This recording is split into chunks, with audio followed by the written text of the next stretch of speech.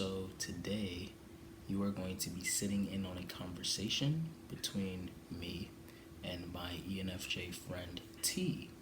Now, T, as I just said, is an ENFJ, and she and I have been having conversations on the ENFJ experience and our different schools of thought when it comes to Myers Briggs and all of that. She's a wonderful woman, and she has a lot of frustrations, as do I, when it comes to how our type is portrayed. So I thought that it would be pretty cool to invite you guys in on some of our conversations today, so that we can be able to parse some of these things out and sort of like debunk things when it comes to especially the ENFJ type. And I thought that this would be like a really interesting interview too, because she is an ENFJ sexual 3 and she's a woman. So coming from a different perspective there, on top of me being a man, and me coming from like growing up in America and then having like African culture influence, and then her being Vietnamese and everything. I thought that this would be like really interesting there. So it started off. We actually jumped into this kind of like not really knowing where to start, because we planned this like 2 weeks before, maybe even 3 weeks actually. Yeah, I think it's been like 3 weeks, and we were all excited and pumped. And then she caught COVID, and then I ended up catching COVID, and just a lot of things got in the way. And then by the time we finally were able to hop on this, we were like, crap, where's the excitement? So we had to like ramp that back up again. It's like, where do we start? But the conversation became really interesting, especially toward the end. So I just want to invite y'all to check it out. And without further ado, here's T. Okay, recording has started, and I just wanted to say real quickly, I'm here with the lovely T. Literally, that's how you pronounce her name, Thy. And she is an ENFJ. She's a sexual 3. And we are here to talk about ENFJ, the ENFJ personality type, and debunking a lot of the things that we see online that we dislike about the, I guess, stereotypes and definitions and all of that. Plus, I think obviously stereotypes come from different places. And so I thought that it would be interesting to have T here, who, in my opinion, has a little bit more of an adamant view too on a lot of these things. And I was like, oh, let's give her a platform. And especially being a female ENFJ and an Enneagram 3 ENFJ, it's like, okay, this is going to be really interesting. So, did you want to actually introduce or say anything about yourself before we get started? I guess just the basics. So I started MBTI about 4 to 3 months ago, and I've been vacuuming up all the information ever since. So I like to do this thing called tunnel vision vacuum learning. So I've been doing that, and um, yeah, it's been an interesting journey, but also a bit of an irritating and frustrating journey at times because leading with FE, you kind of can't shut off, the external voices and like all these opinions sometimes. So like seeing all these myths and all these bad stereotypes kind of has made me want to like give up on the journey sometimes. But now that I'm a bit more comfortable just taking the knowledge as it is and forming my own opinions instead of getting too swayed by what other people are saying, um, it's a good journey. It's a good learning experience, I think, and I've grown a lot actually. I learned a lot about myself. That's something that is very important and something that I really need to work on. So that's been really helpful. Um, yeah, other than that, I am an art manager. Well, art project manager and art foundation, and I also write books, specifically poetry and literature. Um, yeah, that's it. I think that's it. Nice, nice. Okay. Cool. And y'all can definitely check out her Instagram as well. I will have that in the description. But hopping right into it with no plan. What would you say is one was slash is one of the biggest things that you've seen online about our type that just immediately made you see red? Oh my god, so many so many things, but I think the main thing is like the FE equals sheep or doormat stereotype. I think that's very, very wrong. And well, generally wrong. Of course, I think like anyone can be a doormat, anyone can be a sheep. So you can't say that absolutely. But um, yeah, just assigning that quality to FE is, I think, quite wrong when you take the theory into consideration. Because I think when you're talking about extroverted judging functions, these functions are the ones that manage the dynamics of the external, right? So they will want to actually exact like their own rules and you know lead and like do that stuff. So it's actually quite counterintuitive to say that FE people are sheep and followers. That's Yeah, like my main thing. no, I think that that's actually a really big one. In fact, in Dario Nardi's book, The Magic Diamond, he has two different types of FE DOMs. There's the host, I believe, and then there's the shepherd.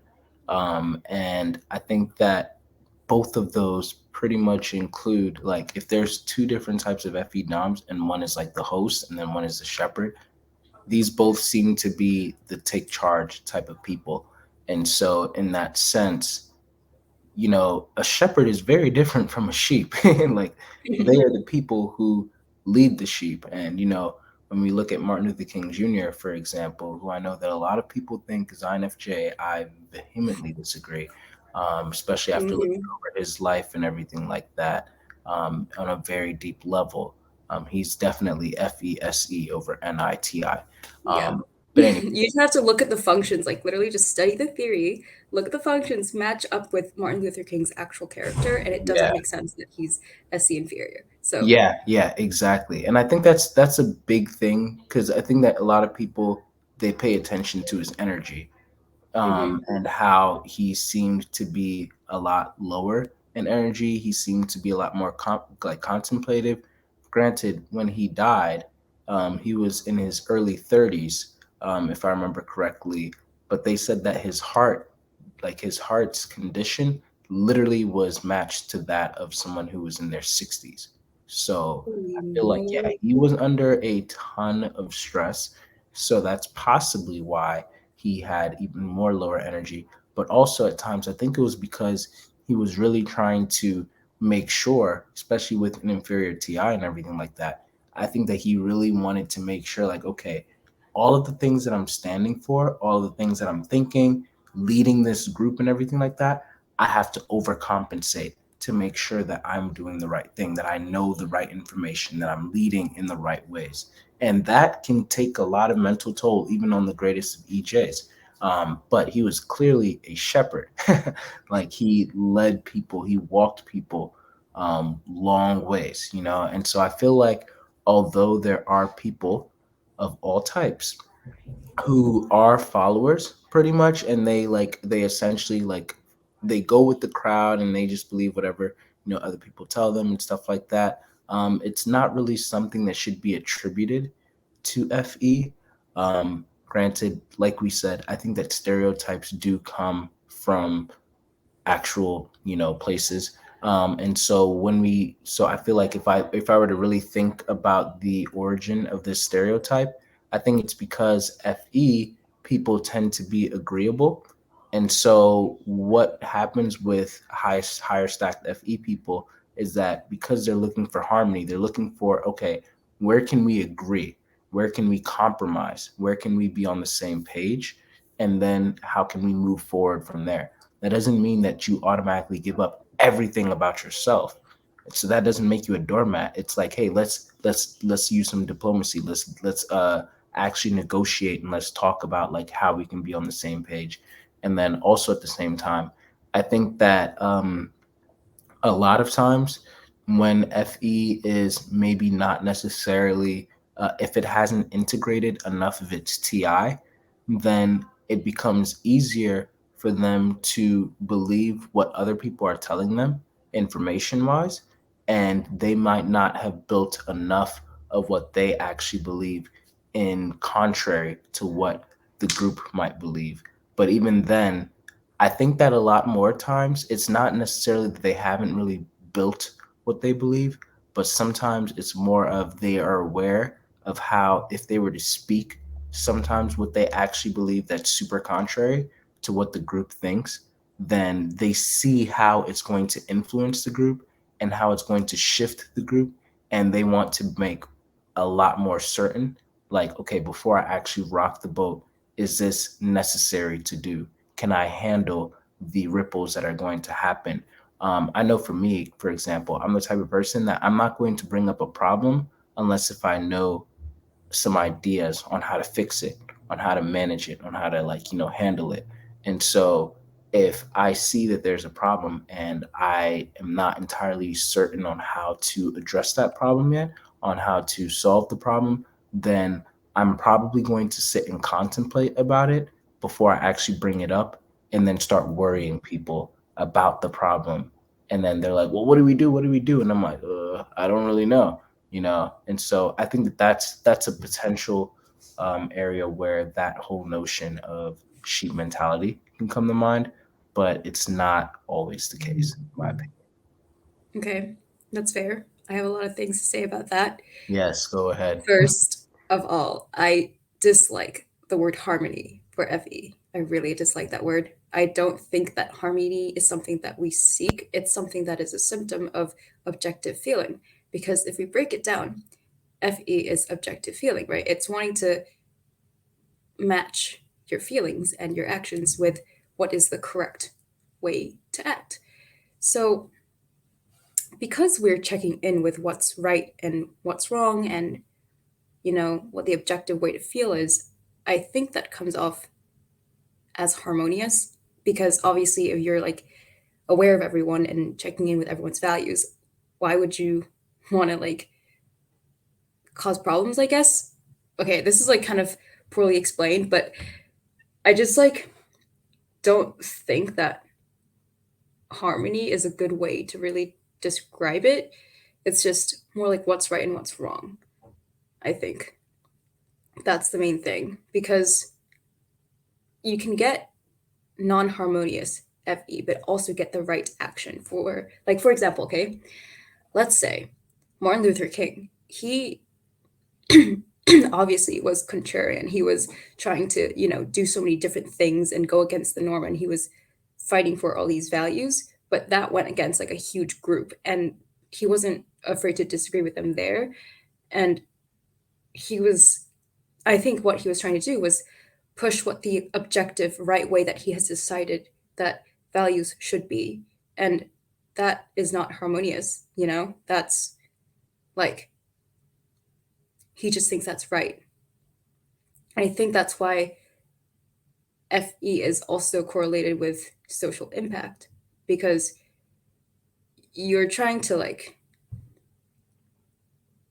make values right, basically.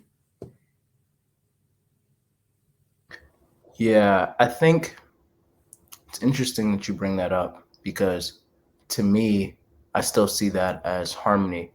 What I'd say is that the road to true harmony um, does often involve conflict. That's what I would say. But I think that Martin Luther King Jr., for example, his objective was harmony.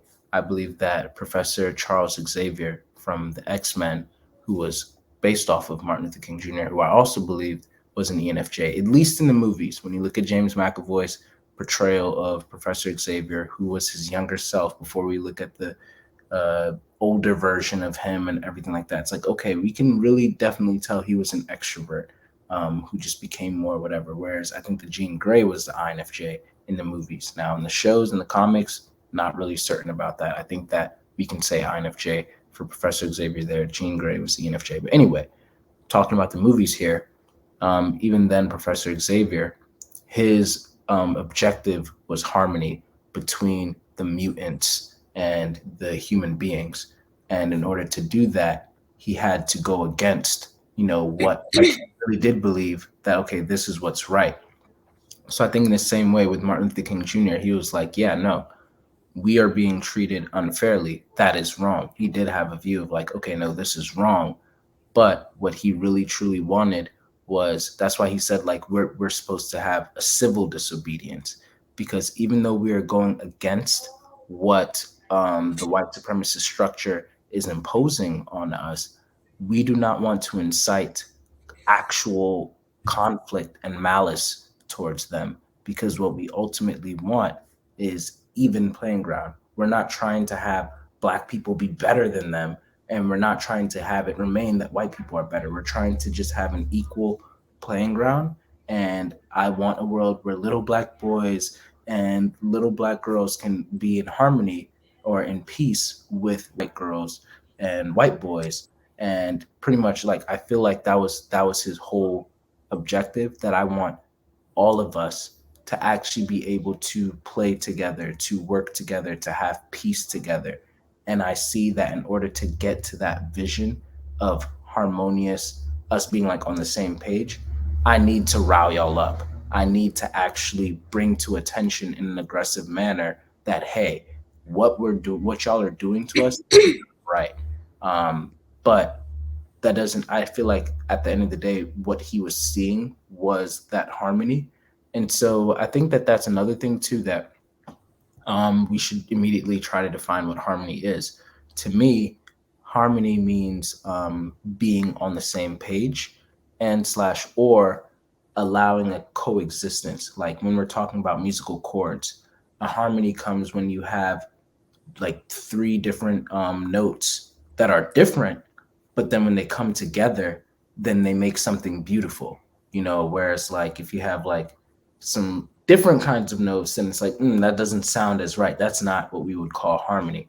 When you look up harmony on Google, then immediately you get the combination of simultaneously sounded musical notes to produce chords and chord progressions having a pleasing effect. So I think that if we were now to take that as a metaphor for people, then we could even think of it as piano keys. You know, there's white keys and there's black keys. A lot of people find it very easy to play white keys, and so they sometimes try to avoid bringing in the black keys. But once you bring in a lot of black keys, the more black keys that you involve, and this is just, to me, is just fact. The more black keys that you involve into your playing, that's when you get those really jazzy chords. And it's a lot more difficult, sure. But at the end of the day, that's when you get really like beautiful harmonies. You really get beautiful chords, you really get beautiful music. And so even though it's a little bit more difficult, once you learn and you go through that conflict of like, okay, how do I get these integrated and everything, then that's when you get the most pleasing effects. And that to me is what the ultimate goal is. But the process on how to get there, I think a lot of people may get confused. Like harmony, there's in the same sense, there's a difference between being a peacekeeper and a peacemaker. I had made a video about that before. Like a peacekeeper is someone who's like, oh no, no, no, let's not rock the boat. Like I view my grandmother as a peacekeeper, who she doesn't want us to talk about the underlying conflicts that are in our home. So anything that might start an argument, even if at the end of the day it's going to bring us to a better agreement and all of that, she doesn't want to go there. Whereas I view myself as a peacemaker that's like, okay, no, if there's static, let's talk about it, like, because I want us to address this right now. I want us to be able to get on the same page. I want us to be able to, even if we agree to disagree, it's a white key and a black key kind of thing where now we can at least coexist together and there won't be no static and stuff like that. And that to me is still harmony. Even though the road to get there might cause like a little bit of friction and a little bit of conflict and all of that. But through that, I navigate it properly. So I think that that's, to me, that's how I view the word harmony. And I view like, again, like how Martin Luther King Jr. approached it, even Nelson Mandela, like a lot of like his wife at the time. And once again, I believe Nelson Mandela was an ENFJ. like his wife at the time, and just many others. They really believe like, why are you being so nice to these people and everything like that. And he really just wanted peace between all of them. And it started first with him combating them, but then he practiced that civil disobedience, because at the end of the day, he knew that inciting malice between them would not lead ultimately to that vision of harmony. And I think that that also goes to FE. Like, I feel like we are philosophers of love in a way, of like an Okay. agape type of love. We view ourselves as like, okay, this is how we as a human race should come together and handle our interpersonal dynamics and differences and stuff of that nature.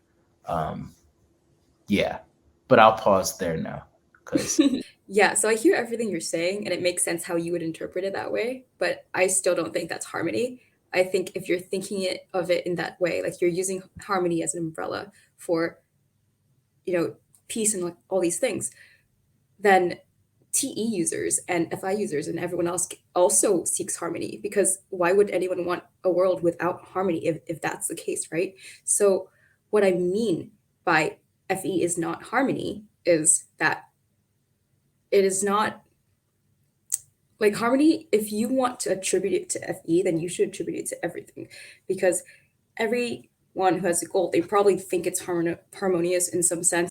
I feel like we've had ENTJs and INTJs who want to change the world and like make the world a better place and create harmony between people and give them different opportunities, equal opportunities in terms of income and access to education. Lots of educational people have been TE users and all these things.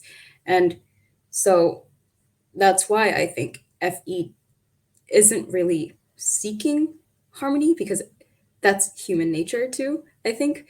But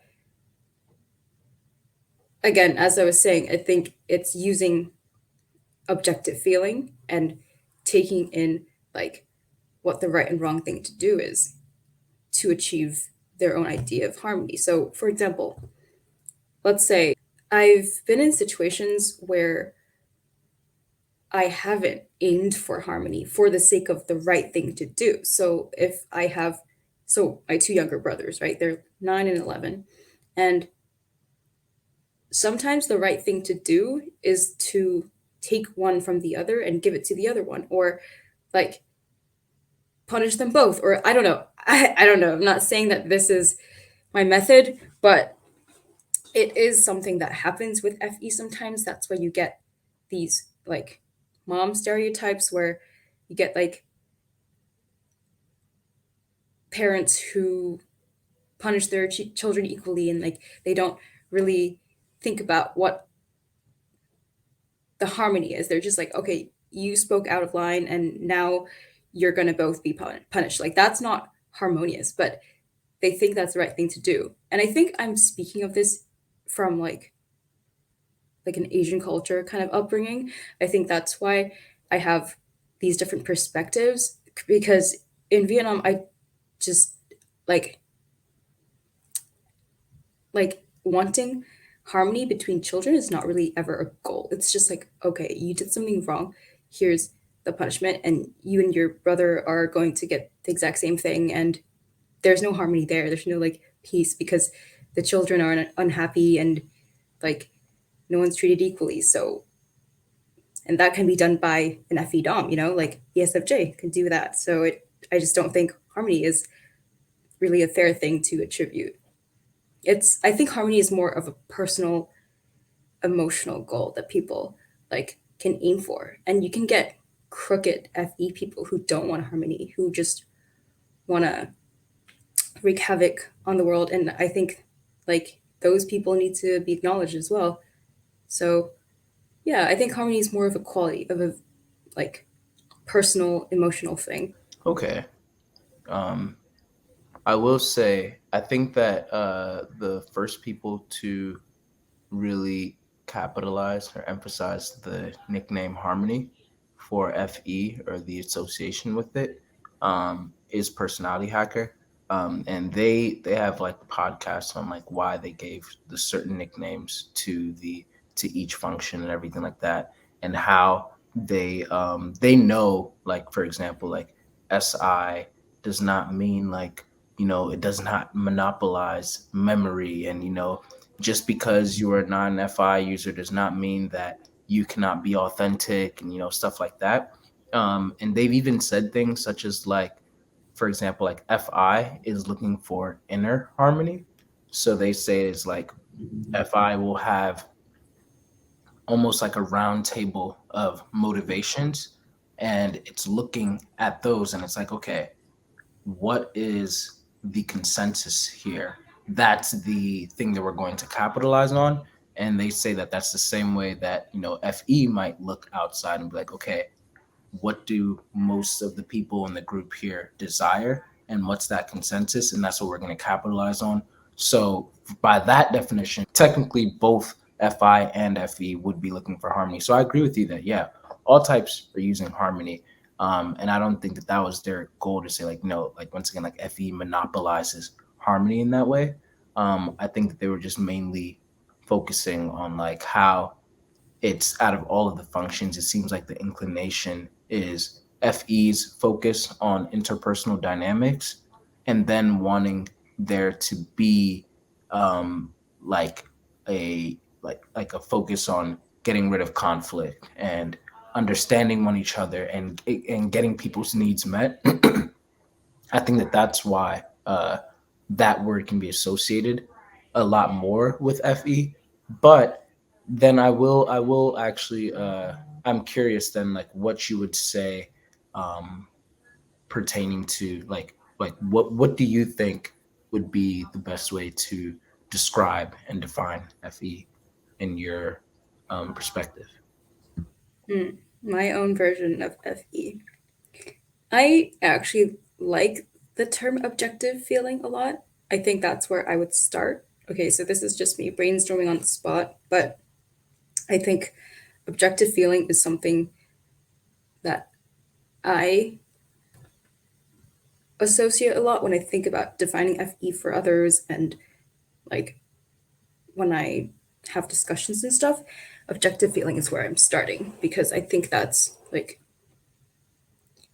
the core essence of it. It's taking into account what the right and wrong thing to do is, how to feel the right way. Like, I think that's why a lot of the time, like, FE users can get easily comforted, or they can get comfort from logicking it out. So it's like, I'm feeling bad right now. Can you tell me, like, why I'm feeling this way? And is it right for me to feel this way? And once you logic it out, it feels a lot better. And I think that's where the idea of like Effie wants to fix feelings, or like wants to like solve the emotional problem fast comes from, because of course we have our own feelings.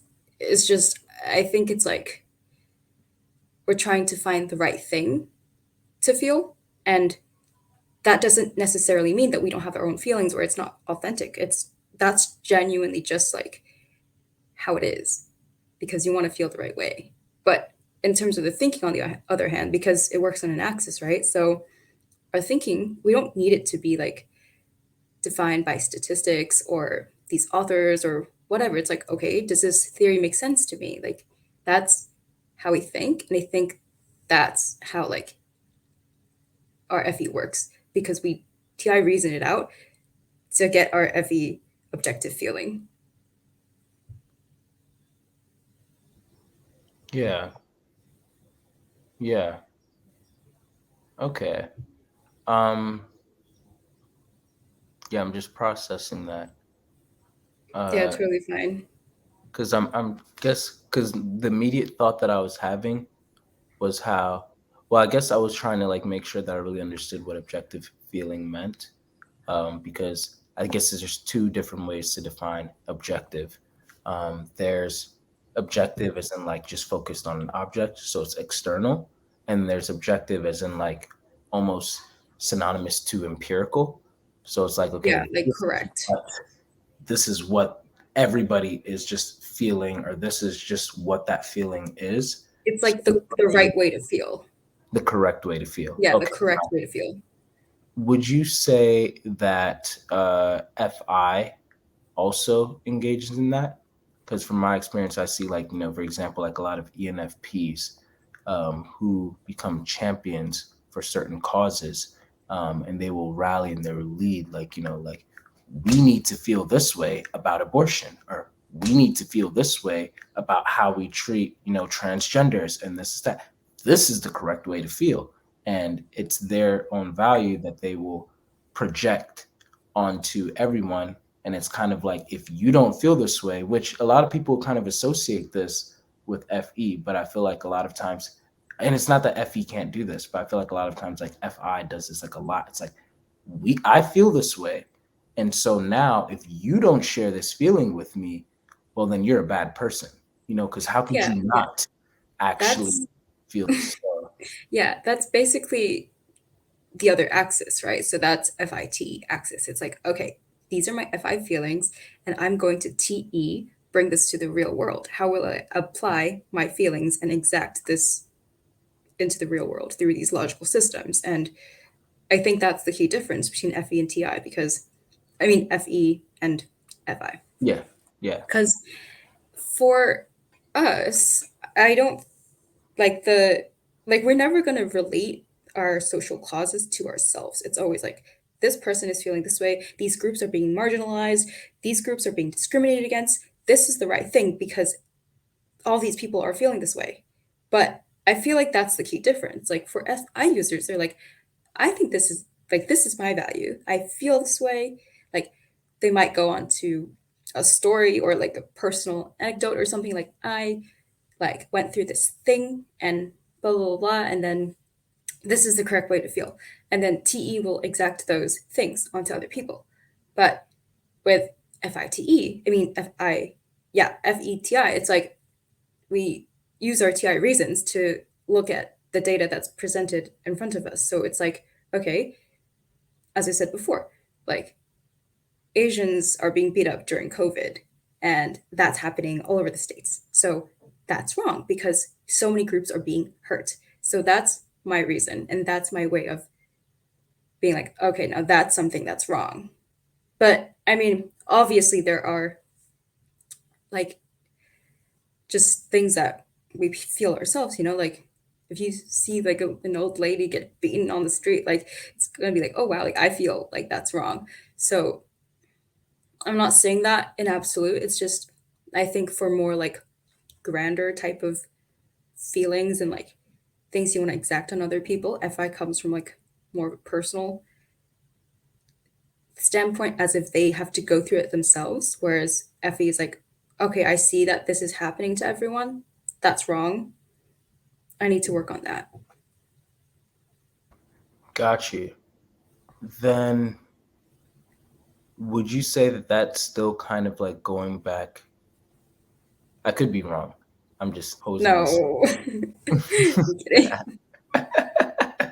Would you say that's still kind of going back to the harmony thing then? Oh my god, I knew you were gonna say that. Yeah, No, because I don't think so. okay, because I'm seeing it as like, well, once again, I'm looking at, oh, it's not right that we're beating that you're beating that old lady, or that this is happening, or Wait, like okay, I'm you looking cut at out for a second. oh, I was saying like you can look and then you observe and you're like, okay, it's not right that that old woman is getting beat up, or that we Hmm. are treating each other in this way, yada yada yada. And Hmm. so I have an objective feeling on how we should be treating each other, which Sure. in a sense to me would be seen as harmony, like because it's focused on the aspect of how we're supposed to be treating each other, Okay, how okay, we but feel. Yeah, go ahead. what about this? All right, let's go back to Asia. Let's go to Asia, right? Let's go to Um, Asia. yeah, let's go to Asia. I think that's where the problem comes from. Uh, let me talk about this anime, Erased.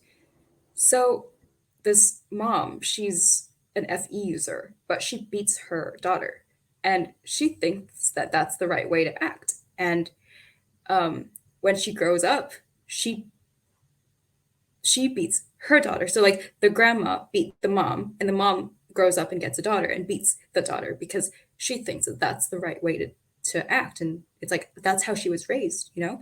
She was raised to think, okay, whenever I'm bad, I'm gonna get beat. Like, that's just how it is. And that's the objective way to feel. That's the objective thing to value. Punishment is deserved when you're acting out of line. And so she beats her daughter, and like that's the main mystery of the show. But yeah, so in that case, like that's not harmonious, you know? Like she's not seeking harmony between the relationship of her and her daughter. She's not, like, at the end of the day, like they never talk. They yell at each other all the time. She's always beating her daughter, but like she thinks that's right. And I don't think she's seeking harmony in that case, because she's perfectly fine leaving her daughter to like run away for 3 days. So her daughter in the anime like ran away on a school bus and hid there for 3 days and didn't come back. And the mom never even looked for her and was like, all right. So I think like that's the other side of FE. You know, if you were raised in a certain way or you adopt the wrong value or whatever, like you absolutely are not um, searching for harmony. And I think that's, you know, that happens a lot more often than you think. Got you. Okay. But then you would say that even in that case, though, that mother does have like an objective feeling, which then would make it that objective feeling is more consistent and prominent than the searching for harmony in FE users. Yes, I think it's objective feeling. So for her, she didn't tie her objective feeling, the right way to act, with harmony. It's like, okay, what's the right way for me to act in this situation is to beat my daughter. Like that's what she was doing. And like, you know, that's not harmony, but that's what she thinks it's right. Mm, okay. I get it. I get it. Huh. Also, just extrapolating it to like real life. Like in Asia, it's really normal to beat your kids and it's just right. So Hmm. harmony is Hmm. not really a goal. Hmm. Yeah. And I'm not trying to push the harmony thing. I'm more of just trying to present everything that would have me still hold on to it and see if you could bowl them down, like bowling pins in some way, shape, or form. So it's like, okay, well, I have this last pin up here when it has to do with like harmony and everything. I have this last pin. Can you bowl that last one down? Because it's still standing. And if I walk away, those other pins are going to grow back. So got to Yeah. knock down all of them, which I guess is like my TI. So that's why I'm presenting all of that. So I guess this final pin that I'm holding on to is, would there be then no chance that because I guess that kind of goes back to the whole like the, the stereotype of the sheep mentality kind of thing, where it's like, okay, in this society we beat our kids. It sounds so bad, but it's like, all right, Yeah. that's just what we have agreed to do in this society. Hmm. Us sharing this agreement on this is what it's supposed to be, number one, could be seen as possible like a type of harmony. But Oh no.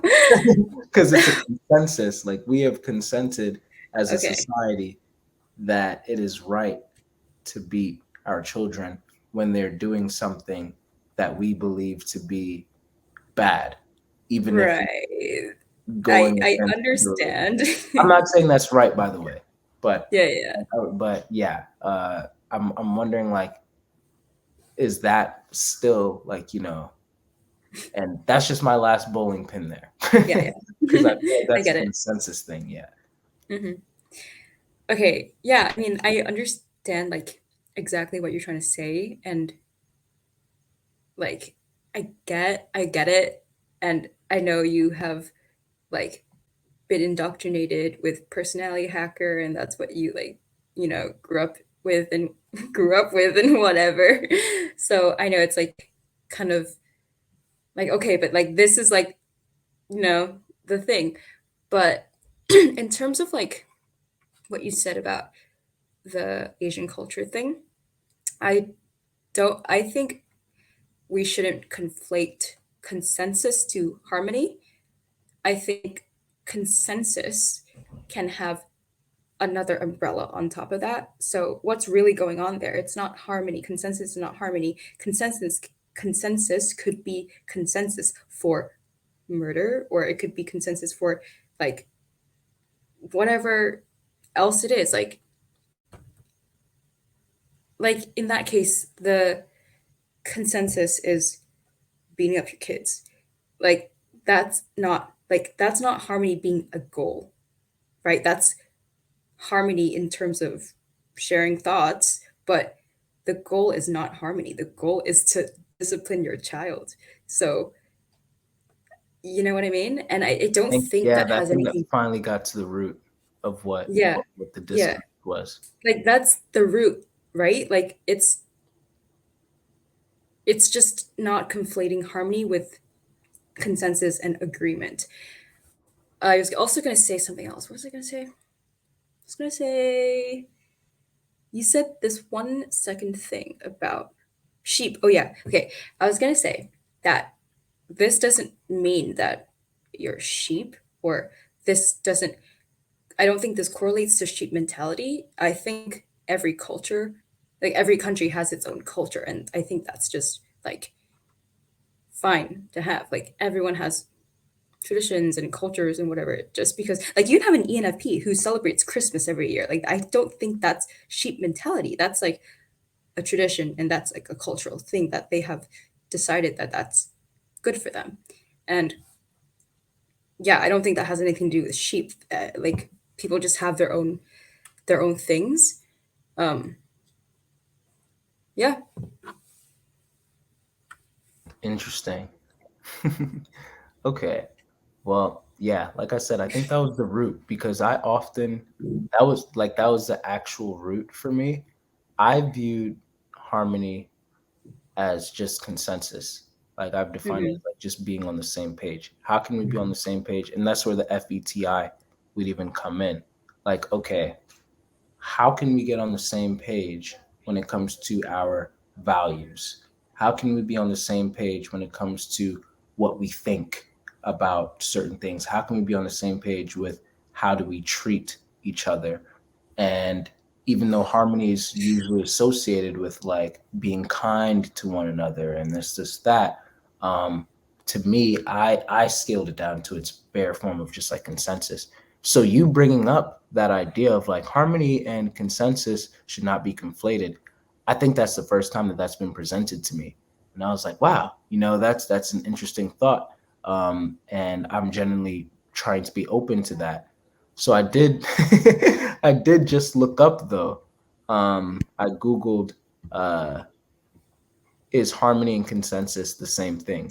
And the first thing that popped up says, as nouns, the difference between consensus and harmony is that consensus is a process that seeks widespread agreement among group members, while harmony is agreement or accord.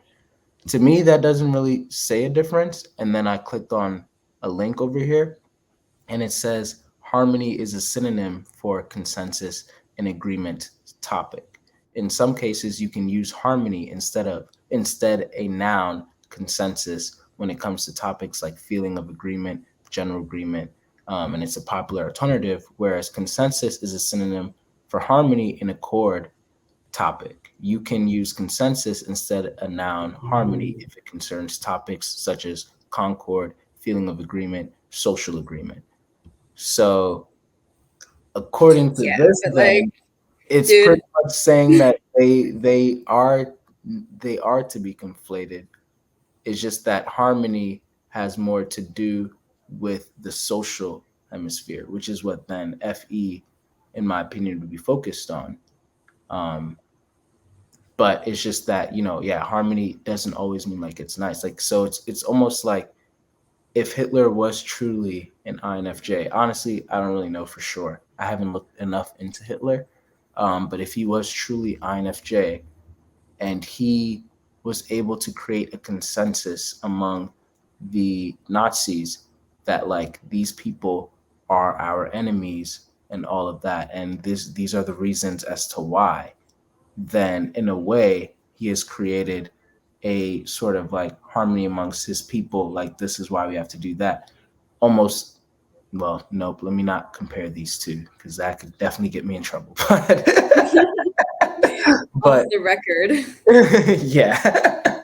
But once again, not trying to be difficult. I just want to, these bowling No, pins. no, you're good I because just I want have thoughts on that already. yes, hit me. No, you can finish your thought though. Oh, that was all. That was all. Like I was pretty much Okay. saying, like so. According to what I just looked up, consensus and harmony are pretty much synonyms, and they should be Yeah. conflated with each other. It's just that harmony is more associated with society and social, which to me is what FE is also associated with. But what do you think? Yeah. What I think is definitions are stupid, and you also need to look at the connotations of things and think what makes sense to you personally, right? Like fuck the TE like definition like there are definitions, of course, but there are also so many connotations of these words, and I feel like harmony just like there are two different words for a reason, harmony and consensus. There's a reason why these words exist, and there's also different connotations to them. One is more neutral, one is more emotional, which is, yeah, it can be correlated to feeling because objective feeling is, I guess, feelings, right? But it also like implies that what you're seeking is like kind of subjective and like personal, because like harmony to me, the connotation of that is like it's like an emotional thing as well. Like you don't just say like you want consensus in a kingdom. You want a harmonious kingdom, right? But what's difference there? You're using a different word. You're using harmony for a reason. You want a harmonious kingdom because you want your kingdom people to be happy and you want them to get along with each other and like actually have bonds, right? But you're not going to say that. You're not going to use consensus to be like, you know what? I want everyone in my kingdom to have consensus. But and they're not gonna like that doesn't mean that they're gonna get along or like love each other or whatever. And I think like that's like my issue with conflating definitions and looking up definitions for the sake of definitions, because there's so many layers to these words, you know? Um, and personally, I just like when I'm looking for like the objective way to act, or when I'm leading a group or planning a hangout with my friends, even like I'm not looking for harmony. Like, yeah, it'd be nice if everyone got along. I mean, of course, everyone getting along is always a good thing, but I think anyone would want people to get along. I trying to lead people, and I just want to make the distinction that FE users, or at least me, I'm not afraid to step on toes and feelings to get to like the right place. And I don't think that's harmonious. You know what I mean? Like, I want us to reach a consensus. I want us to get on the same page so we can move this group along. But that doesn't mean that we need to love each other or you need to like me or I need to like you. I think that's where harmony comes in. That's like more of the emotional aspect of it. Mm, I'm really appreciating this conversation. Like I said, yeah, I'm really appreciating that. Um, because yeah, I feel like at least in what you've said, indeed, like I agree with you there. As in, I'm not, afraid, even as a nine, to be combative or do whatever in order to get us to where we need to. Um, so yeah, that's something where it's like the notion of like FE often being afraid to get involved and to make things to create or incite conflict. I think that's the Um, opposite of like what FE is. it you like as in how. Like, I think the notion that FE is afraid to get in there and manage is the opposite of what FE even means. Because Oh, yeah. FE is all about, it's it's practical feeling. It's literally like you're getting in there to manage and like go out there. It's external feeling. It's extroverted feeling. So why would FE users be afraid to get in there and manage? That's literally the objective of the function. You know what I Yeah. mean? Yeah. So I just feel like those stereotypes just go against like the core principle of the theory, which is where my basic issue with like sheep and harmony and like all this shit comes from, you know? I think Yeah. it just goes against like the basic principle of FE. You know, the way I also see it too is the idea or notion. Um, because what I'm seeing, so I agree with you with what you're saying. And to add on to that, more frequently, you'll see that the EFJs are the ones who are jumping in to, okay, there's conflict here. Let me resolve this. Let me get involved, whatever, or let me be the one to kind of, yeah, like say whatever is necessary to be able to create peace. Create harmony. Peace. Peace. We'll say peace. um, Create the ideal situation. create the ideal situation, the objective feeling. The objective but situation.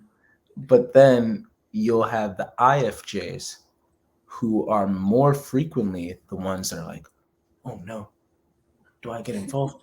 Do I do I but what if I say this, because they're also aware, like the FE DOMs, they're also aware of how all of the interpersonal malice can can be ensued, and they might not be as confident in, like when you're cleaning things up, like if I were to start cleaning up my living room right now, which I often try to do, I have to make a mess first in order to clean things up. Like I have to, if I'm in my room and I'm pulling out, like all of the clothes from my dresser and stuff like that, I have to pull it out and throw it on my bed and make it look messier than it was before I'm able to fold it and then put it back to be able to, like, allow everything to be neater than it was before. So it's gonna get ugly before it gets beautiful, as the great CB has said before, Chris Brown. Shout out to you. But I think that a lot of times IFJs, so using FE as a secondary function, they fear the getting into it in the first place of, oh man, again, using the analogy of, like, cleaning up my room. It's like, I know that it's kind of messy right now, but the fact that if I pull out, like, in order for us to get the room clean, I have to pull out all of the clothes and everything. That's energy. And then I have to fold all of the clothes. That's even more energy. I don't know if I'll be able to finish the job. So let me just not even get involved to begin with. I think that that's how they approach a lot of FE matters or conflict or whatever in the real world. And so, in a sense, it's still an FE thing, because both FE DOMs and the FE auxiliaries are seeing, and they know that, okay, I have to mess up my room a little bit more than it is right now before I can get it to be as clean as I want it to be, the ideal situation. But it seems like the FE DOM is one that's like, all right, let me get started, even if it means like there's going to be a middle transition where it's going to be more messy than it was before, but I'm going to finish the job. Whereas for the IFJs, it's like, you know what, maybe I should just leave it as it is. That way it won't get to that middle section, because what if I get to that middle section and I lose energy, and now I'm stuck with all of my clothes like half folded and half not, and it just looks like a whole mess. And once again, like, that's the analogy for, like, approaching society and conflict and things of that nature. So if we're using that example, both are still FE users, but I guess, the secondary FE and just being introverted. So that means that the external world is not as real to them. It's harder for them to calibrate it with it in that way. Then yeah, I agree with you. Like all of that analogy to say that, like, yeah, Fe, when it's at its best and when it's healthy, is creating that, is the idea of like, I'm going to mess this up to create it and make it even better. um Whereas Fe can also still be, when it's in its lower, maybe not as confident, not as secure state. Also, I think I'm going to avoid messing things up because I'm afraid that I might not be able to finish it to getting to where it could be. Does that make sense? Yeah, I get what you're saying. It actually I totally forgot that the IFJs are the equation. no, but no, but I still stand by the fact that Fe is in itself is not a sheep function. I think when you're talking with IFJs, you have to consider so many other factors. First of all, they are balanced judgers. So they're also going to be taking in their TI child right next to each other. So in terms of theory, right? So their FE and their TI are right next to each other. So they're obviously going to be considering like more judgments, more things, and filtering it through their TI and FE and like kind of bouncing back and forth. Whereas FE DOMs are like, okay, this is like we have balanced perceiving, right? So it's like, okay, this is how I see everything, and that's just going to aid my FE decision. I'm just going to go for it. So I think that's the first thing to take into consideration. The second thing is for INFJs in particular, they also have SE as inferior. So, and I think SE is something that can be correlated to actionability and taking action in the real world. And that's like because we're not like as maybe like using our inferior isn't as preferable to the dominant or to the other functions. Sometimes that could like that lag in SE actionability could also cause them to not act as much. Um, but that's like taking into consideration like the inferior position, the balance judging, like everything. But FE as its own function is not a sheep function. Yeah. Yep. Yeah. Like I agree with you. We are in consensus. We are in harmony. Yeah. No, I do agree with you though, because yeah, I think that uh the pure and best use of the functions will often be the dominant one. So if the Fe dominants are the ones who are more likely to, like, Fe dominants are using their Fe more than the Fe auxiliaries by nature. um at least it's been said, and it's been seen in my coaching as well. Like, we tend to not be as inclined until we become tapped in and note, and like we focus on personal development. We tend to not be as inclined to use our auxiliary function because it's the opposite attitude of our dominant function. And so it's natural that an IFJ would, like, them becoming more of a sheep in that way, and whatever. It's them. It's You're right. Like, it's not necessarily that it's like Fe is the sheep function, because if that's the case, Fe doms would not be the ones who are like the shepherds in that way. It's more of when you are avoiding using that function of Fe. That's kind of like the irony there, where it's like, well, then that's when you become more of like the sheep. But I also want to say that it's not a bad thing to be a sheep, a lot of Uh, times. I will heavily disagree with that, but go ahead. All right. Yeah, I so Joyce Meng and I, we have a YouTube channel together called The Knife Show. So NIFE show. And we have an episode on there called Sheep Mentality, where we talked in depth about the very opposing sides of like being a leader and then being like a follower. And it's been said, that the best leaders have once been followers. And so I think that a lot of people, they often over focus on being a leader, in my opinion. They focus so much on that. And it's like, you know, there's also nothing wrong with following somebody to an extent.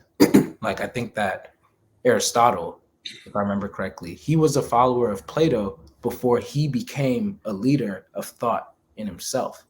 We all have to learn from somewhere before we become the leader that we are. So you start off with the framework that is kind of like being taught to you. And then as you now have your training wheels and everything, then you go off into the world and you start iterating it in the world and everything and seeing, and then you start forming your own thoughts. Then you're able to become a leader yourself. Um, but yeah, once again, it's not necessarily, in my opinion, um, a horrible thing to be someone who follows another leader, as long as you're still able to also think for yourself. And so I guess that's all I'm saying, because I think that a lot of times people can feel bad just for being a good follower at times. And I think that there needs to be balance brought there. Like, if Martin Luther King Jr. did not have sheep, he could not have done all of that on his own. Um, like, you need the people who are behind you to be able to make the difference, and they handled so many things for him, that he would have not been able to do on his own. So I appreciate all of the sheep that were following Martin Luther King Jr. as a shepherd, because you need both. Like, both are just as important, in my Right. opinion. That's what makes the team. So I think, yeah. So that's just a little caveat that I just wanted to throw in there, because I think that very frequently we get the messaging like, "Don't be a follower, be a leader, be the one who's like influencing." And it's like, bro, if everybody is leading and nobody is following, what the hell are we doing? You know, like, we Okay. have to have Yeah. some we have to have great leaders, and we have to have great followers who are also being groomed to become great leaders as well. And everybody should know their space, and we shouldn't shame people for being a follower. Now, if they're a mindless follower, that's different. That's what we're equating sheep to. Cool.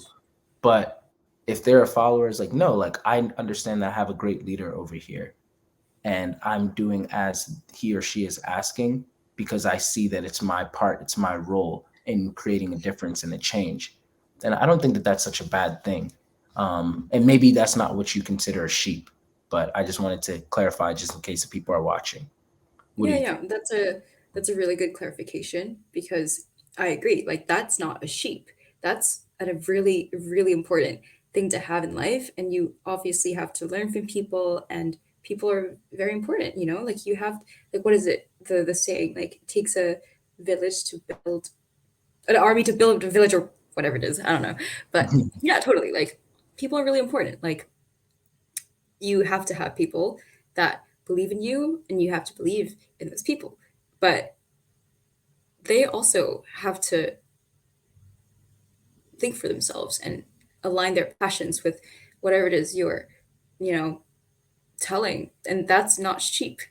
So I think that clarification in wording is very important. But before that point, I wanted to say something about the IFJs again. Oh, yeah, you're saying something about the auxiliary function, like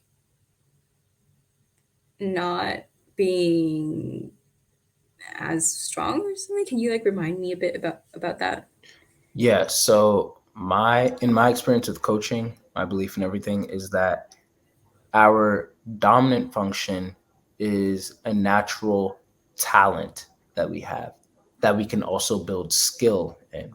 And then I think that our auxiliary function is also a natural talent, but we are not inclined to build skill into, because it's the opposite attitude of our dominant function until we Oh, okay, become gotcha. aware. Yeah. So I think that that's why we have the IFJs who are like, Okay, okay. FE. And it's like, And sometimes I've seen personally, and it disappoints me, but it's like, dang, it is what it is. I've seen a lot of ENFJs even who I'm like, dang, there's so much potential for you if you were to develop that NI. Like, I still see it. I Oh, see that you interesting. have NI, but Hmm. you haven't built skill there. That's And that's very where like a lot of interesting. people, yeah. So I think that, yeah, Hmm. like the same thing like with the ESFPs and the ENFPs who, you can see their FI, but there's so much in the NETE or SETE. It's like going to work, doing whatever they're doing and whatever, but they might like go against their personal values.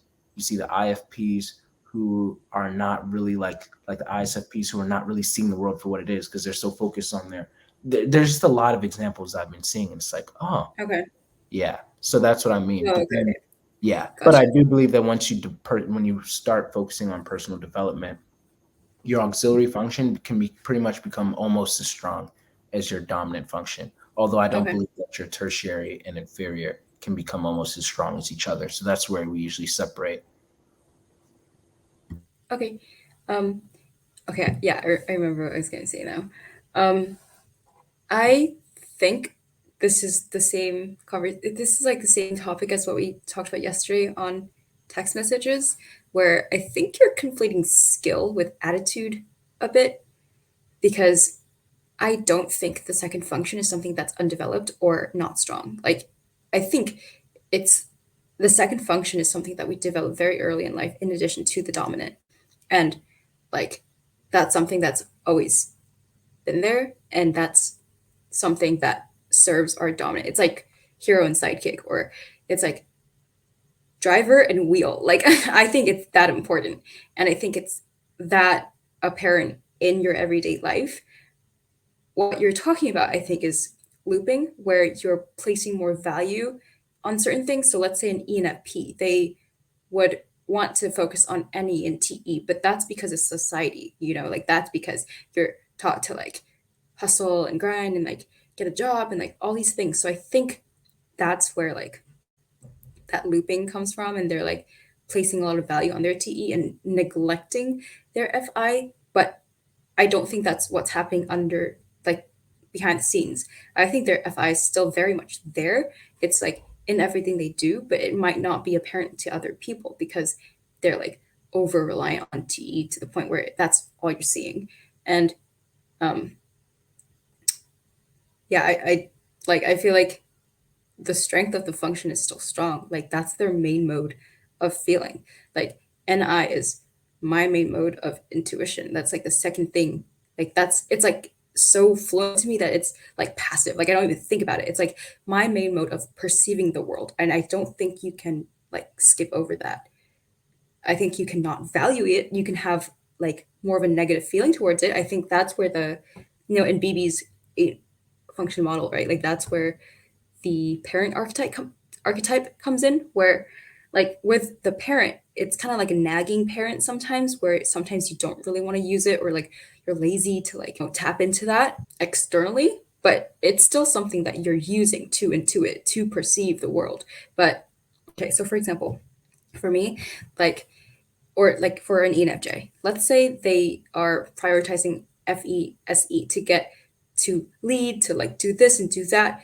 They're not neglecting NI, they're still using NI to make these decisions, to like not make decisions. Of course, that's like that's a perceiving axis thing. I mean, judging axis, but they're like taking in this information. Um, how this nagging parent negative attitude can manifest in NI auxiliary is you can kind of neglect your NI responsibilities and your NI goals, but I don't think that your strength and your skill in that is changing. Okay. So just to make sure that I'm understanding you correctly, let's say this.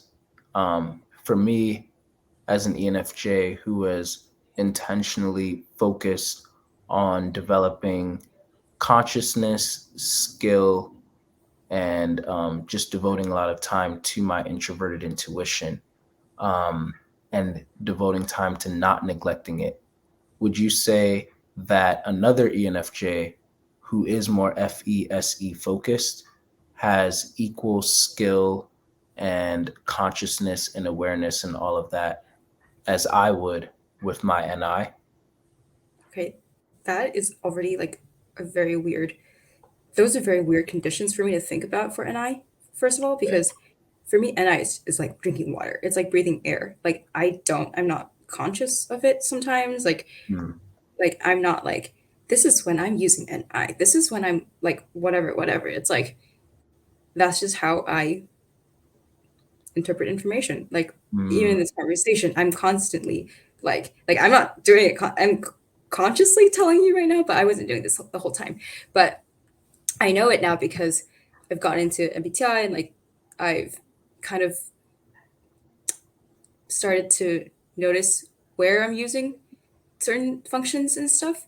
But one thing that NI does for me is I can kind of pull out like the essence of whatever you're saying all the time.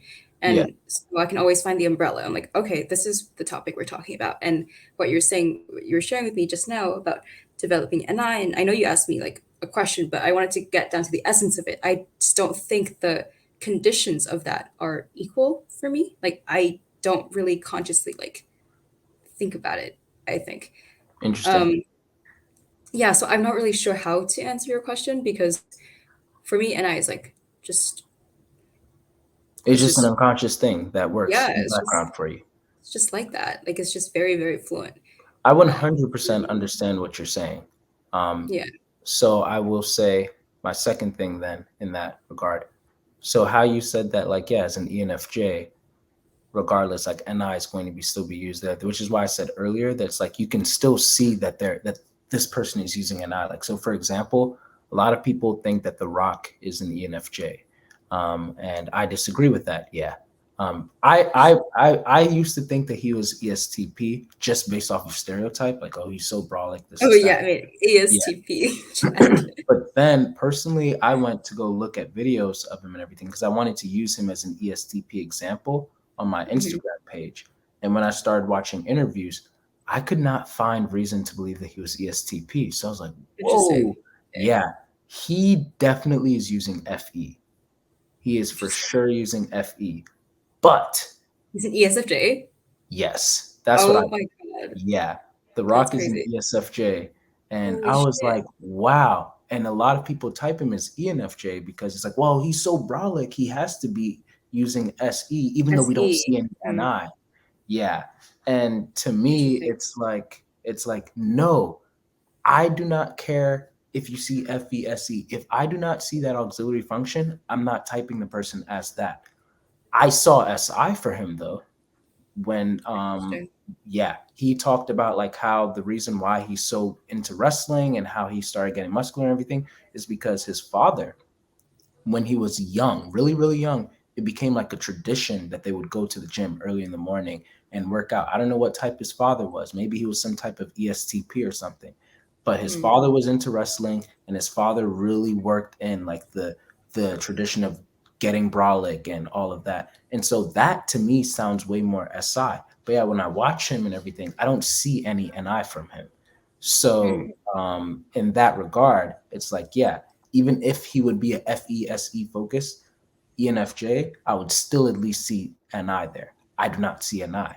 I do not believe that our auxiliary function is something that's that elusive that we're like, yeah, "Mm, totally. yeah." So I agree with you with everything that you said there in that part that, yeah, it's an unconscious thing for every ENFJ, no matter how developed or not that you are. NI is always going to be your dominant perceiving function that you're just operating through the world with. Um, Hmm. but my personal belief, especially as a coach, and from having like coached a lot of ENFJs from just operating from a, oh yeah, my NI is just kind of like an unconscious kind of thing, to then teaching them how to like use it as like a skill that they're very conscious of and everything, which I know like could sound weird, especially it being like a perceiving function, but it's really an interesting phenomenon in my opinion. Yeah, yeah, Um, I agree. that's where I start to see like, oh, like this is developed NI. Like this is where now you'll have the difference between an ENFJ who has just been using something in the background versus an ENFJ who can immediately interpret somebody else's dream and the cryptic meaning of what somebody was actually like believing this way, or like Hmm. being able to read omens because they've now paid more attention to they've set aside time to understand the symbols in their psyche and stuff of that nature, and then they're applying that into the real world, and then they're able to decipher more quickly. Whereas like the more focused FESE ENFJ, again, still using NI for sure, because that's again their dominant. It's their. That's why I said there's a difference, in my opinion, between talent and skill. We are going to for sure have talent in our dominant and our auxiliary function, and in our auxiliary function, we might not have a drive to build skill there. An IFJ might not have a drive to build skill in FE because that means I have to go talk and engage with people. An EFP might not have a drive to build skill in F5 because that means I have to get in my feelings and in my values instead of just going out to explore stuff like that. But so in the same sense, an ENFJ might not want to build skill in NI because that would mean that I have to slow everything down.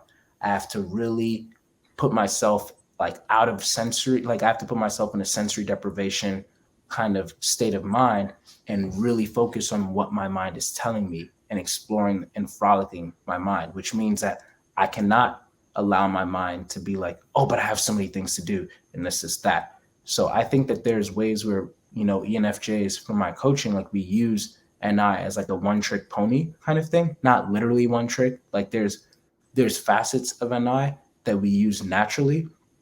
And it's like, okay, no, it's clear that person's using NI. But then when we really actually put intentional work there, then we start to see like, whoa, there's a whole other world to this function that I have not been using. And that's where me as a coach, like I try to tap into people to be able to use.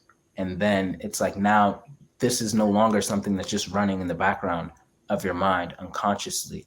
This is something that you approach the world with. There's a whole new like lens that you're seeing the world in and you're operating through. Your plans are being flavored in a different way. The way that you're interpreting cryptic meanings and omens and things of that nature, the stuff that you read, it's all being done in a different way. The way that you're able to now carry out your actions, it's like everything is now flavored differently, even to the point where like your TI, it's kind of like you've been feeding your NI so much that the TI is kind of like the dog that gets the scraps on the floor.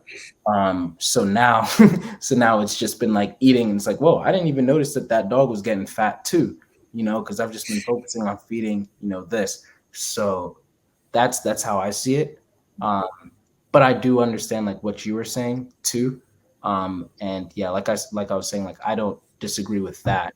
Like I would never say that like, oh, since it's your auxiliary function, then there's a chance that like you're just not good at it. No, I think that we do have a talent there, but then where skill Interesting. comes in is like the consciousness of it. So since it's introverted intuition, it's an introverted perceiving process, and that might be a little bit difficult. But like I view like, so for example, like a IFJ, they might have a talent with like understanding like how interpersonal connection works and all of that, sure, but skill, like a skillful IFJ, is someone who, in my opinion, is able to now approach these dynamics and actually create, consensus or, smooth Harmony. over, yeah, like exactly. And like actively, create spaces where people can share their ideas and like be able and not have like conflict in those ways and stuff of that nature. So there's a difference in like the talent of just like, oh yeah, I understand people and how interpersonal connection works versus I understand people and I know how to jump in. I have confidence in jumping in there and being able to operate. So I think it does go back to what we were talking about Hmm. yesterday. For those who don't know, we pretty much me and T were discussing TIs and inferior function, and I was essentially saying that um, a lot of people are, I believe that a lot of ENFJs can be insecure of their TI.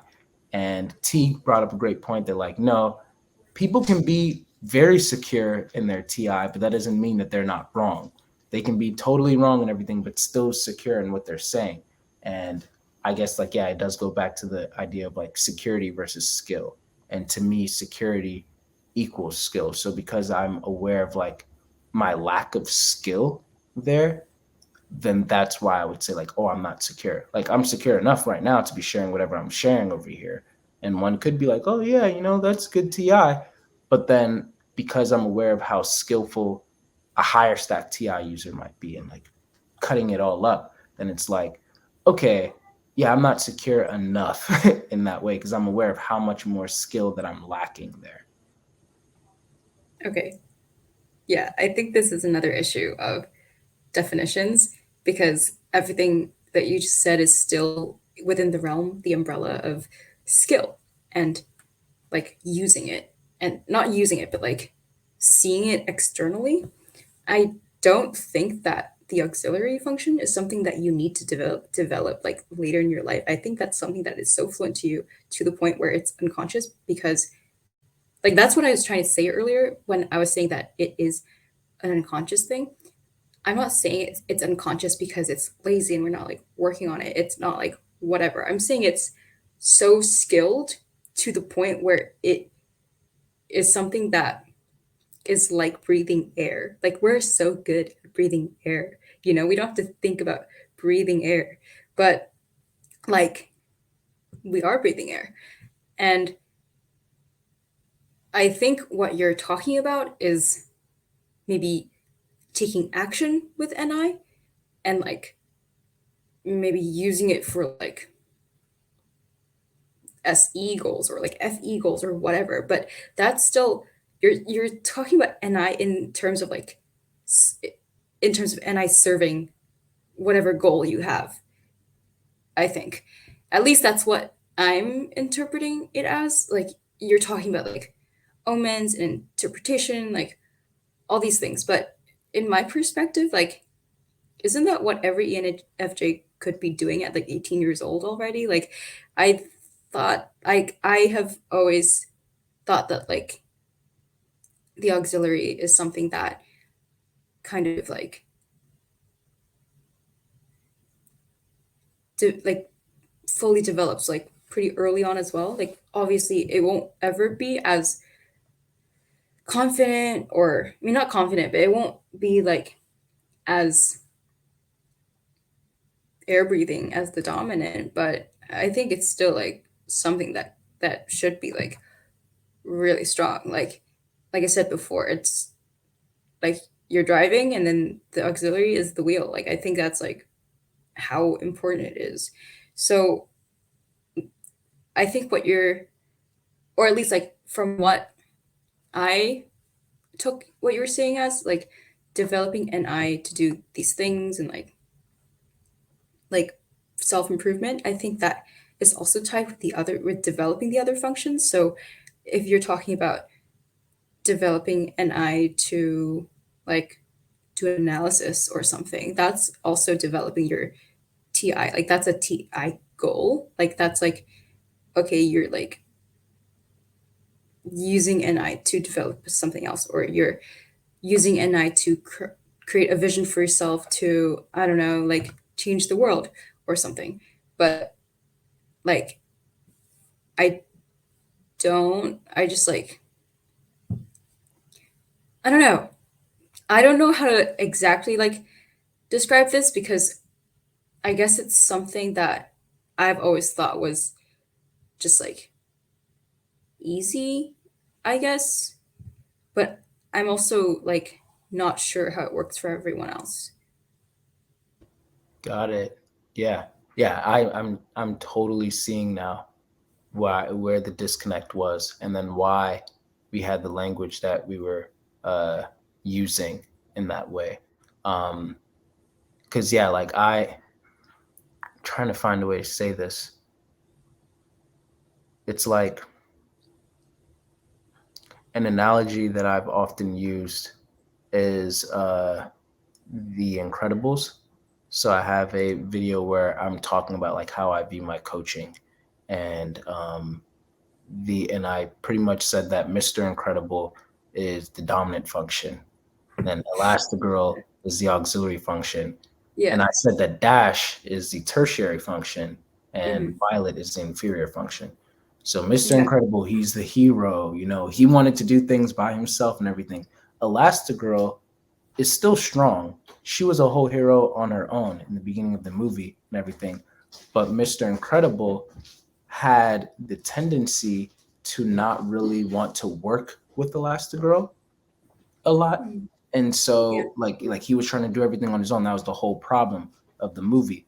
So finally it got to a point where he like it was even to the point where like the whole looping thing, like Elastigirl, there was a whole scene at the dinner table where Elastigirl was like, Dash got sent to the office today. And Mr. Incredible was like, oh, wow, that's cool. And then Elastigirl's like, no, that's bad. Wait, what? Dash got sent to the office today. She put a thumbtack in the teacher chair during class. Dash is like, he didn't see me. They barely saw it on tape. And instead of Mr. Incredible siding with the auxiliary function, he gets excited and he's like, whoa, they caught you on tape and you still got away with it? And then Yeah. Elastigirl, the one who's like, honey, we're not encouraging this. He's like, oh, I'm not encouraging. I'm just, saying or whatever. And I think that's the tendency that our dominant and our tertiary can get into, like, because Yeah. they have Yeah. added, Definitely. and then they kind of block out the auxiliary. That doesn't mean the auxiliary is not necessarily like strong, but it's not as integrated. Um, so yeah, like I said, like that is to not be questioned. Like I do believe the auxiliary is strong, but I think where we do differ is, yeah, I believe that, okay, there's fully developed in the sense of it is now, if a fetus if a fetus has become fully developed, it is now ready to, leave its mother's womb, right?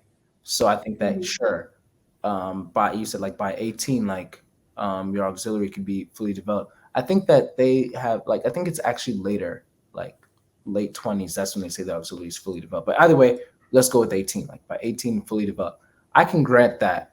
But when I think of fully developed, I think of fully developed in terms of not just, oh, the fetus is ready to leave the womb. It is now a fully developed human being. But I also see it as like, again, like the skill, the ability to be able to use it. And I guess like I can see why it's weird for people to be like, well, how can you use an eye? Like it's an introverted perceiving process. And so I totally understand that. But I think that maybe then that's why I would think, let's use something more tangible then. So like that's why I keep on going back to the IFJs. So an IFJ's FE, again, if we're granting your claim of fully developed by 18, so the FE could be fully developed by 18. But I would look at, for example, my grandmother, who's an ISFJ, and I would say that even though she's like 60 something, probably even, yeah, I think she's actually probably approaching 70 now.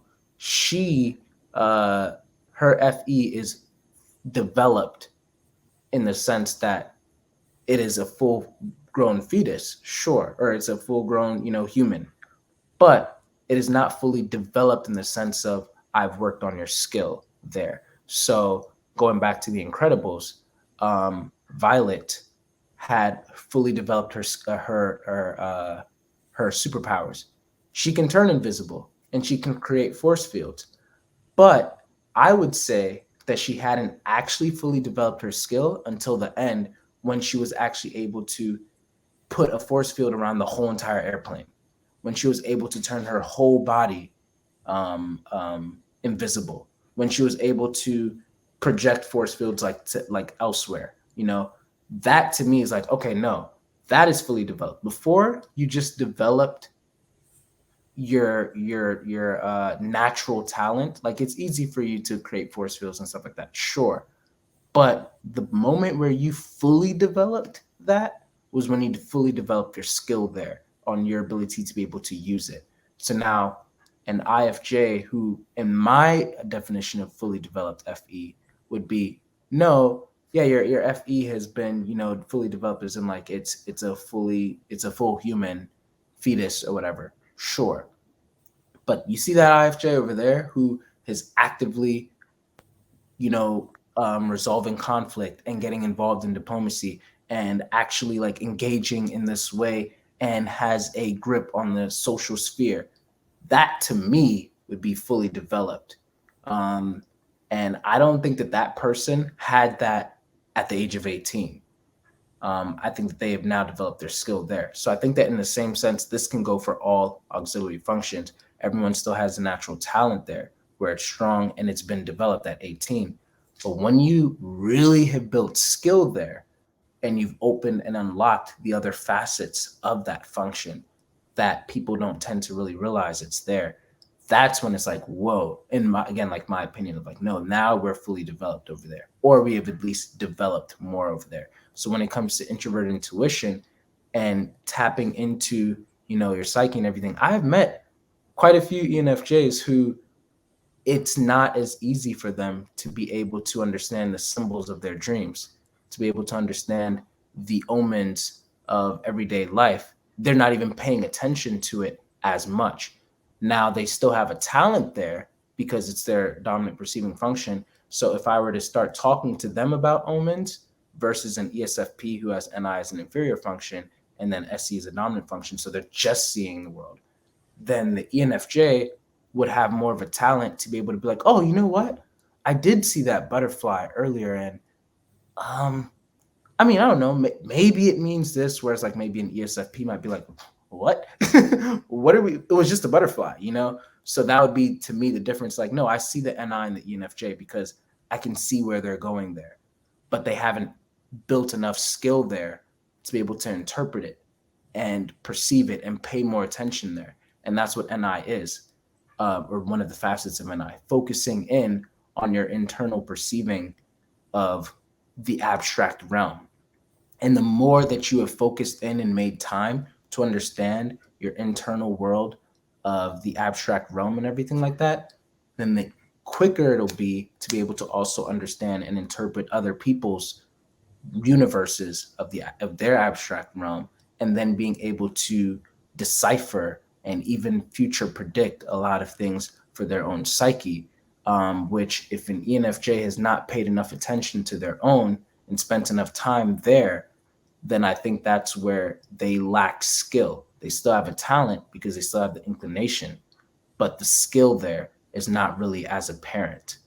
Does that make Yeah. sense? Yeah, I totally get what you're saying. And like bringing in skill is an interesting thing to think about because I still think that the auxiliary is something that you are skilled in and you are able to create that giant force field with. I think that you can't just not be good at your auxiliary. Like if you don't have a developed auxiliary, then you are nothing but a dominant function. And I don't think that's how humans work. Like, I think that it doesn't really make sense to just have, let's say, like a really fat dominant function, like fat as in like, let's say muscular, right? So let's say that the hero function is super buff and the auxiliary is talented, but like really skinny. I don't think that's possible. Like, I just have always viewed them as like hero and sidekick or like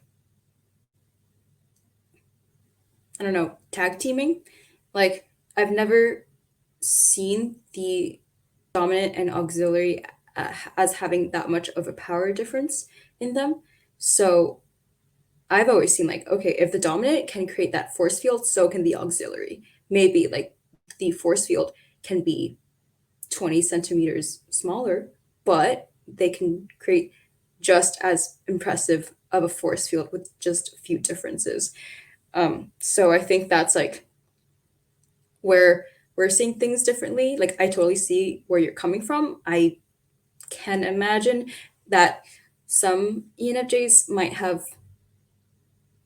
more trouble voicing their interpretations, but I don't think that's a lack of skill in their NI. I think it might be undeveloped TI not being able to express their thoughts and not being able to, like logic it through and explain, okay, this is exactly what this means and blah blah blah blah, or whatever. But like, I just don't think it makes sense to have a super muscular hero with a skinny sidekick. Got you. Yeah, well, that's great. That's great. That I'm very pleased to see where the disagreement lies. Um, and that, yeah, to me, stuff like that just makes me happy because it's like, okay, now I at least understand where you're coming from, and I can understand why we use certain terms, and it can mean different things for you versus like what it means for me. Because even then, like even with what you just said, like how you said that you believe that you can still be good at your auxiliary.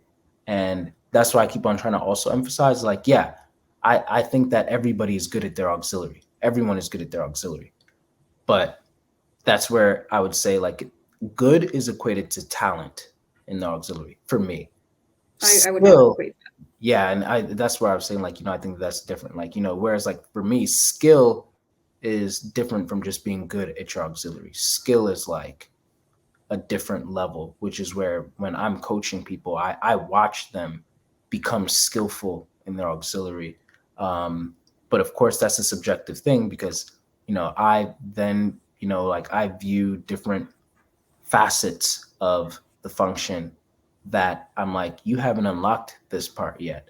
You're really good at your auxiliary function, but let me show you how to like expand its reach. Let me be that Professor Xavier for you who's like, Magneto, you are really good at being able to move metal. That is great. Like you're good at being able to move that TV and that chair, microwave. You're good at that. That's talent. You were born there. It's easy for you. But can you pick up a football stadium? Let me teach you how to do that. Have you like really focused on learning how to pick up a football stadium kind of thing? That's where I see skill. Um, but it doesn't mean that he was never good at it to begin with. And so that's where I guess like I view things differently there. But what you're saying also makes sense. And at the end of the day, like, it is just a perception thing. I have met ENFJs who it's not that they have a hard time just saying what their interpretations are. It's really like they haven't paid as much attention to what their interpretations are. But the reason that I'd say that they're good at it is that once again, like that ESFP versus ENFJ example, if I give them the opportunity, if I place it in front of them, then they have the talent to start actually trying to stumble through an interpretation.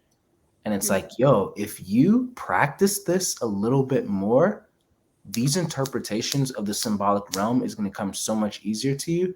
And then you're going to be able to apply that in other places.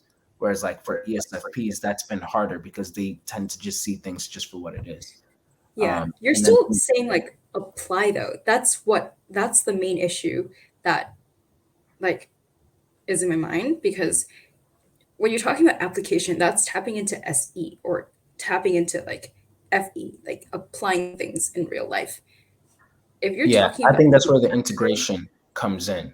Because yeah, but the more that you've taken in, you're perceiving, then the application of whatever you're doing in the world, now it has more meaning. Now it makes everything that you're doing deeper. That's what I believe the NI for an ENFJ does. um, when Martin Luther King Jr.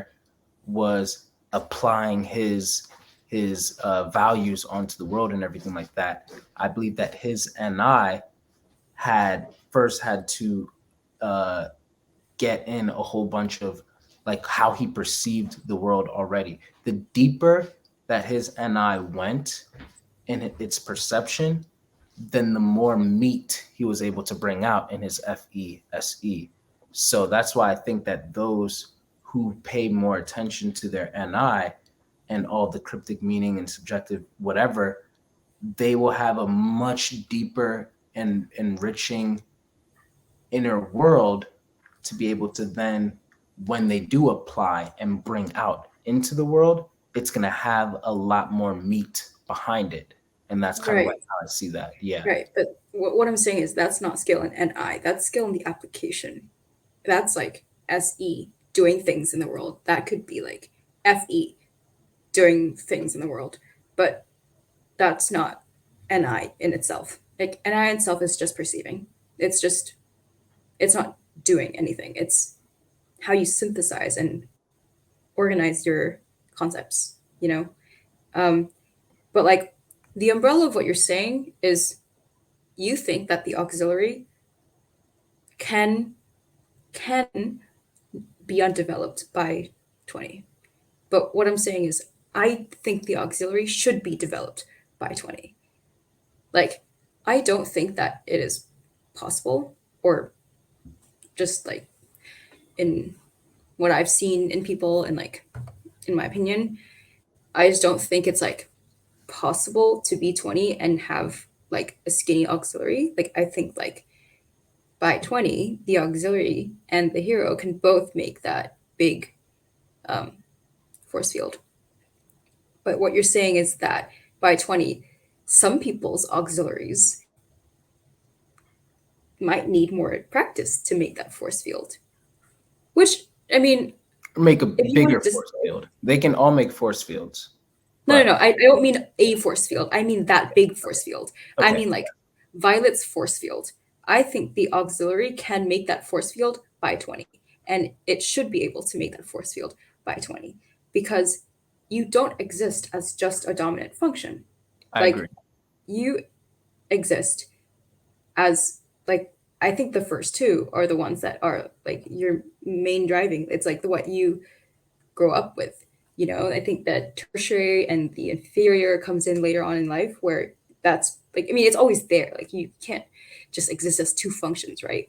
But later on in life that's where like the 3 and 4 come in. But I think like by 20s, like your auxiliary should be able to make that giant ass force field.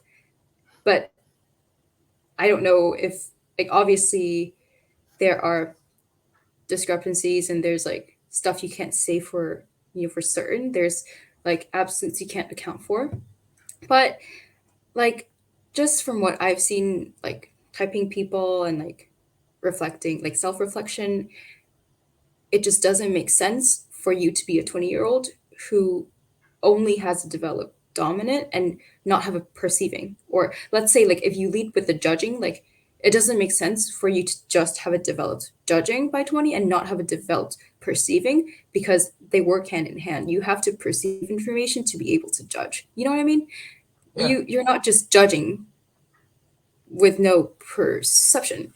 So that's like what I'm trying to say by it doesn't really make sense for you to be 20 and not have developed auxiliary, Yeah. because the first two are J and P, judging and perceiving. So those two kind of have to be developed by that age. Yeah. And yeah, I think that the reason why we just keep on going in circles is because, again, when you say developed, I have a different idea of developed. So by your standards, I would agree with you that, yeah, by 20, everybody should have a developed fetus. But No, but skill, I'm not. I don't think we're defining developed differently. I'm defining if you don't, developed with because you the don't, you force don't field. agree with the idea of NI having skill, because you just No, see it no, as I do. you said that you don't you said that you because it's just an introverted perceiving process, and so you can't really have like actual skill there. No, What no, I'm no. referring to is I the was saying XE. that you can have skill. Of course, you can Okay. have skill in it. I'm saying that you can't connect that to actionability. You're saying that having skill in NI means that you can take action and like bring that to the real world, but that's I not think what NI is. I think that that's one of the manifestations. For me, having skill in NI would mean your ease and fluidity in being able to understand the cryptic meanings of things, um, both in your mind and in other people's mind, Yeah, the but that's NI. fluidity in being able to future pace.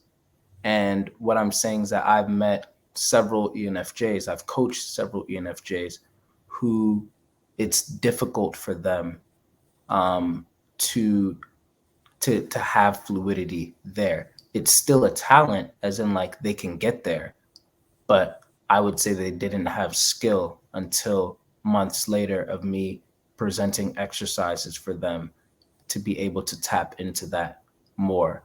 And so that's why I would say, like, yes, technically it was developed because they were capable of doing it, but it wasn't developed in my definition of a developed skill there Yeah, because I think you we're defining develop the same way. Like I'm okay. defining develop the same way. I just don't think that it's possible for you to not be developed by 20.